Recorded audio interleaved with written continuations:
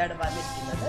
നമ്മൾ സാധാരണ ചപ്പാത്തി പോലെ തന്നെ കുഴച്ചെടുത്തതിന് ശേഷം ഒരു വ്യത്യസ്തമായ രീതിയിൽ തീയിൽ വെച്ചാണ് ഇത് ചുട്ടെടുക്കുന്നത്. അപ്പോൾ ഈ ഗ്രീൻ കളറുള്ള ഫുൽക്ക എങ്ങനെ തയ്യാറാക്കാമെന്ന് നമുക്കൊന്ന് കണ്ടുവരാം.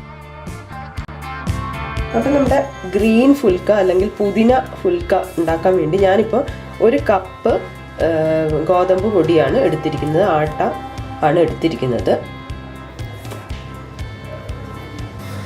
അപ്പം അതിന് വേണ്ടിയിട്ട് ഞാനൊരു കുറച്ച് പുതിനയില എടുത്തിട്ടുണ്ട്. ഒരു 15 മുതൽ 20 വരെ ഇങ്ങനെ ഒരു തണ്ട് പോലെയാണ് എടുത്തിട്ടുള്ളത്. അത്ര എടുത്തിട്ടുണ്ട്. നമുക്ക് ടേസ്റ്റ് നല്ല ഇഷ്ടമാണെങ്കിൽ കൂടുതൽ ഉപയോഗിക്കാം, അല്ലെങ്കിൽ ജസ്റ്റ് ഒരു കളറിന് വേണ്ടിയിട്ടാണെങ്കിൽ നമുക്ക് കുറയ്ക്കാം. അപ്പം ഇതിലെങ്ങനെയാണെന്ന് വെച്ചിട്ടുണ്ടെങ്കിൽ ഇപ്പോൾ ചിലത് നല്ല മൂത്തതുണ്ട്, ചിലതിൻ്റെ തണ്ട് വളരെ ഇളമായിരിക്കും. അപ്പോൾ ഇളം തണ്ടുള്ളതാണെങ്കിൽ നിങ്ങൾക്ക് ഇലയുടെ കൂടെ അതുകൂടി അരച്ചെടുക്കാം, അല്ലെങ്കിൽ വെറും ഈ ഇല മാത്രം എടുത്തിട്ട് അരച്ചാൽ മതി. അരയ്ക്കുന്ന സമയത്ത് ഒരു 1/4 കപ്പ് വെള്ളം ചേർത്തിട്ടാണ് ഞാൻ അരച്ച് വെച്ചിരിക്കുന്നത്. അപ്പോൾ അരച്ചെടുത്ത് വെച്ചിട്ടുണ്ട് ഞാനിവിടെ, നന്നായിട്ട് അരച്ചെടുത്ത് ഒരു 1/4 കപ്പ് വെള്ളവും ചേർത്തിട്ടാണ് അരച്ചെടുത്തത്. അപ്പം ഞാൻ എടുത്തു വച്ചിരിക്കുന്ന 1 കപ്പ് ആട്ടയിലേക്ക് ആവശ്യത്തിന് ഉപ്പ് ചേർത്ത് കൊടുക്കുകയാണ്. ഉപ്പ് ചേർത്തിട്ട് നമ്മൾ സാധാരണ ചപ്പാത്തിക്കൊക്കെ ചെയ്യുന്ന പോലെ ഒന്ന് മിക്സ് ചെയ്ത് കൊടുക്കാം.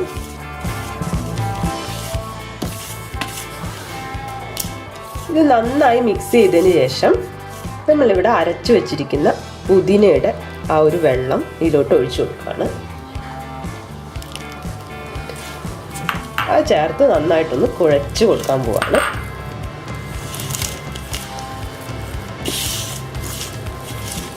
ഇതിപ്പം വെറും 1/4 കപ്പ് മാത്രമേ ചേർത്തിട്ടുള്ളൂ, ഇത് മതിയായിരിക്കില്ല വെള്ളം. ഇതൊന്ന് മിക്സ് ചെയ്തതിന് ശേഷം ഇതിലോട്ട് കുറച്ചുകൂടി വെള്ളം ചേർക്കാം. ഞാനൊരു കുറച്ചായിട്ട് വെള്ളം ചേർക്കുകയാണ്. ഒരു 1/4 കപ്പ് ഞാൻ എടുത്തു വെച്ചു, എന്നിട്ട് കുറച്ചായിട്ട് ഇതിലോട്ട് വെള്ളം ചേർത്ത് കൊടുക്കുകയാണ്.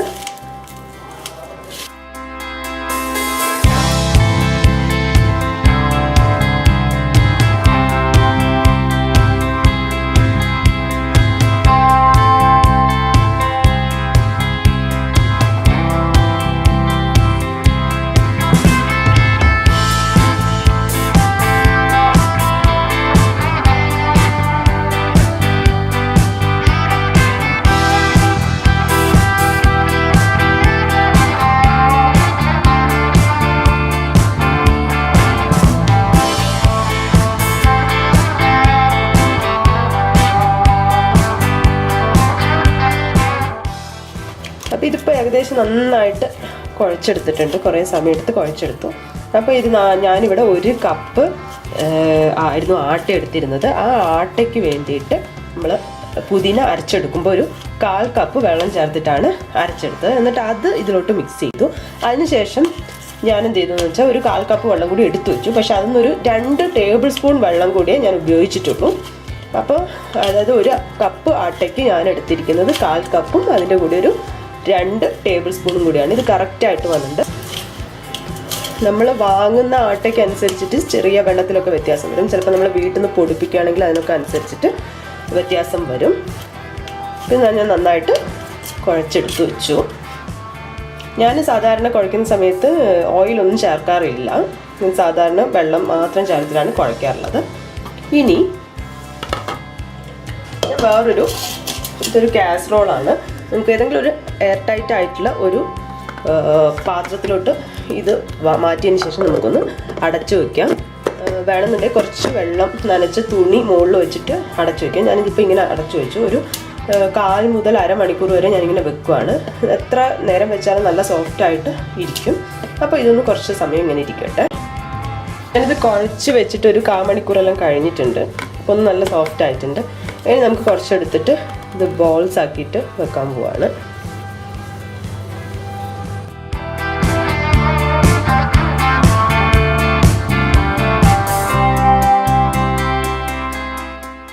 ഇപ്പം ഞാൻ നന്നായിട്ട് ബോളായിട്ട് ഉരുട്ടി വെച്ചിട്ടുണ്ട്. 4 എണ്ണമാണ് എനിക്ക് കിട്ടിയിട്ടുള്ളത്. ഇനി നമുക്കിത് പരത്തിയെടുക്കാം. പരത്താൻ വേണ്ടി ഒരു ബോൾ എടുത്തു, ഒന്ന് ജസ്റ്റ് പ്രസ് ചെയ്ത് കൊടുത്തിട്ട് ഇതിലോട്ട് കുറച്ച് പൊടി തൂവി കൊടുക്കുകയാണ്. ആട്ടപ്പൊടി തന്നെയാണ്. 2 ഭാഗത്തും കുറച്ച് തൂവി കൊടുത്തു. നമുക്ക് പരത്തിയെടുക്കാം. നമുക്ക് ഫുൽക്ക ഉണ്ടാക്കുമ്പോൾ അധികം നൈസായിട്ട് പരത്തരുത്.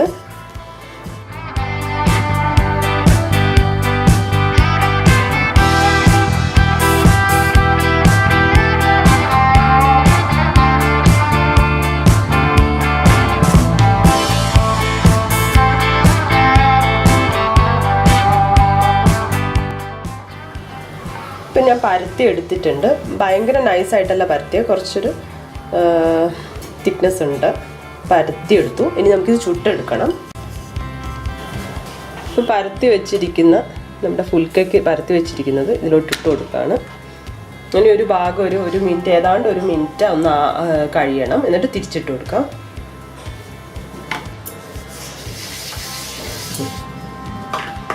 ഇനിയിപ്പോൾ ഏകദേശം ഒരു ഭാഗം ആവേണ്ട സമയമായിട്ടുണ്ട്. 1 മിനിറ്റോളം ആയിട്ടുണ്ട്. ഞാൻ ഇത് മറിച്ചിട്ട് കൊടുക്കുകയാണ്.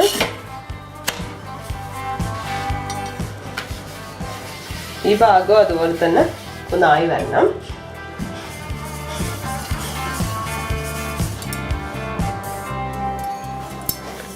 ഇതിപ്പോൾ ഏകദേശം ആയിട്ടുണ്ട്. അപ്പം ഞാനിത് ഫ്ലെയിമിലോട്ട് വെച്ച് കൊടുക്കാൻ പോവാണ്. അതിനുവേണ്ടി ഞാനിങ്ങനെ ഇതുപോലൊരു ക്ലിപ്പുണ്ട്. ഞാൻ അത് വെച്ചിട്ട് ഇങ്ങനെ എടുക്കാൻ പോവാണ്. ഇങ്ങനെയാണ് എടുക്കുന്നത്. നമ്മൾ ഏതിലോട്ടാണ്, ഏത് സ്റ്റൗവിൻ്റെ ഏത് ബേണറിലോട്ടാണ് വെക്കുന്നത് അതിൻ്റെ ഫ്ലെയിം കൂട്ടി വെക്കണം. എന്നിട്ട് ഇങ്ങനെയാണല്ലോ എടുത്തത്. ഇനി ഇത് മറിച്ചിട്ടിട്ടാണ് ഫ്ലെയിമിലോട്ട് വെച്ച് കൊടുക്കേണ്ടത്. അപ്പോൾ ഒരു ഫ്ലെയിം കൂട്ടി വെച്ചതിന് ശേഷം ഇതിലോട്ട് വെച്ച് കൊടുക്കുകയാണ്. എന്നിട്ട് ഫ്ലെയിം കൂട്ടാം.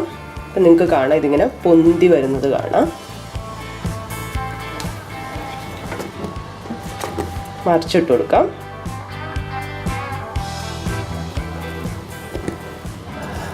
ആയിട്ടുണ്ട്. ഇത് ഞാൻ മാറ്റി വെക്കാൻ പോവാണ്.